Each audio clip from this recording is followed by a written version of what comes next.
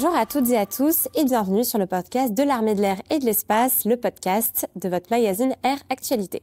Alors aujourd'hui, nous sommes sur la base aérienne 120 de Cazaux et nous aurons le plaisir d'échanger avec l'adjudant Thomas, sauveteur plongeur héliporté au sein de l'escadron hélicoptère 167 Pyrénées.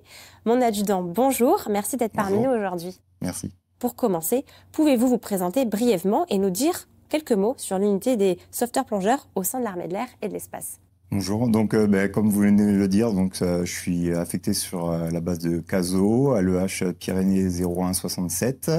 Je suis actuellement sauveteur plongeur héliporté confirmé, donc instructeur, et je totalise 20 ans de service au sein de l'Armée de l'air et de l'espace et 11 ans en tant que sauveteur plongeur héliporté. Alors, est-ce que vous pouvez un petit peu, en quelques mots, nous expliquer cette unité qui est quand même, on va dire, assez récente dans notre institution? Combien êtes-vous? Comment ça se passe un petit peu? En quelle année elle a été créée? On est environ 50 sauveteurs plongeurs héliportés. Donc, ça a été officiellement créé en 2006, la spécialité.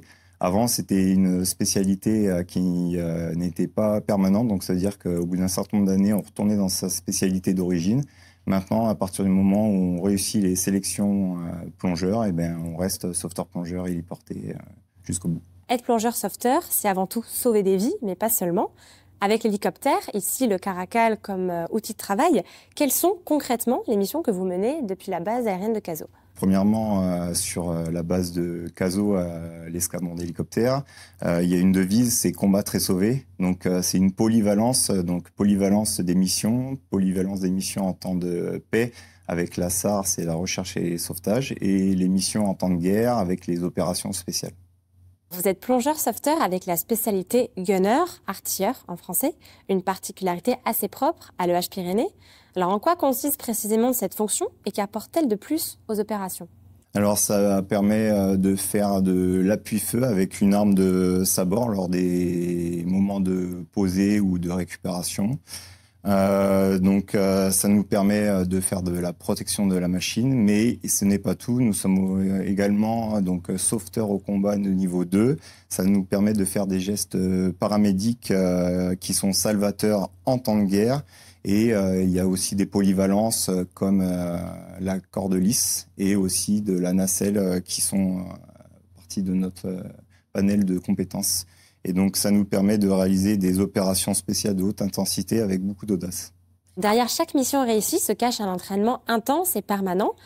À quel rythme vous entraînez-vous et comment se déroulent ces séances pour maintenir un haut niveau opérationnel? C'est un engagement quotidien. C'est tous les jours qu'on s'entraîne dans notre domaine d'emploi qui est du moment, en fonction des compétences à développer, à recycler, à se mettre à jour. Donc, on travaille sur ces domaines de compétences sans oublier le reste du domaine d'emploi. Et à chaque fois qu'on doit, par exemple, se déployer en opération, on se réentraîne sur ces différents types de missions. Alors, au sein de l'Armée de l'air et de l'espace, vous pouvez être affecté sur différentes bases aériennes de rattachement. On a Cazaux, Solenzara, en Corse, Nouméa, Nouvelle-Calédonie, Djibouti et la Guyane française. Alors, comment s'organise un petit peu la répartition des affectations des sauveteurs plongeurs héliportés? Alors déjà, tout d'abord, quand un sauveteur plongeur sort d'école, il est affecté sur une base en métropole, donc soit à Cazaux ou soit à Solenzara en Corse. Et ensuite, au bout d'un certain nombre d'années, il peut demander de partir en outre-mer, donc soit la Guyane, soit Djibouti ou soit Nouméa. Et ça lui permet de faire un détachement de plusieurs années en outre-mer. Il y a aussi des missions courte durée, il me semble. Tout à fait. Donc, il y a des missions de courte durée pour faire du renfort en fonction des bases demandeurs. Donc, tout ce qui est la Guyane, Djibouti, Nouméa, ou même d'autres affectations en fonction des missions. Mon adjudant, est-ce qu'il y a une mission qui vous a particulièrement marqué au cours de votre mandat au sein de l'EH Pyrénées et que vous souhaiteriez nous raconter? Alors, c'était en 2018 sur un voilier qui a dématé au large de l'estuaire de la Gironde. On est intervenu de nuit, des conditions difficiles, et malheureusement on a récupéré le mari qui était tombé à l'eau, mais on a pu sauver sa femme qui était sur le voilier et aussi un personnel de la SNSM qui a été projeté par-dessus bord en voulant porter secours et qu'on a récupéré en pleine eau de nuit. Donc c'était une situation particulièrement marquante.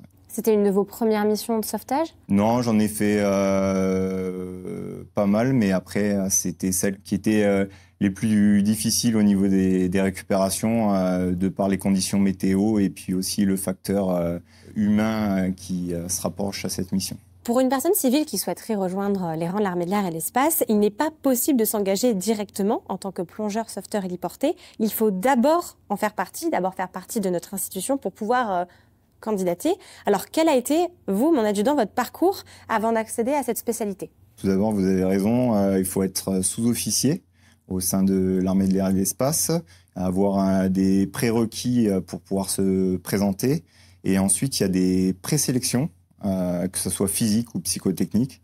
Ensuite, il y a des sélections aquatiques. Et ensuite, après, il y a tout un panel de formation, donc à Saint-Mandrier pour faire le stage plongeur de bord de plusieurs semaines. Et aussi à l'école d'instruction des sauveteurs plongeurs héliportés qui se trouve à Solenzara en Corse, à l'USPH. Et à l'issue, on est affecté sur une base métropole. Et ensuite, il y a toute une phase qui dure un certain temps avec des phases de parrainage, 6 semaines minimum, et une phase de mûrissement qui dure 6 mois minimum. Donc c'est un long parcours qui est exigeant, mais avec de l'investissement, on y arrive.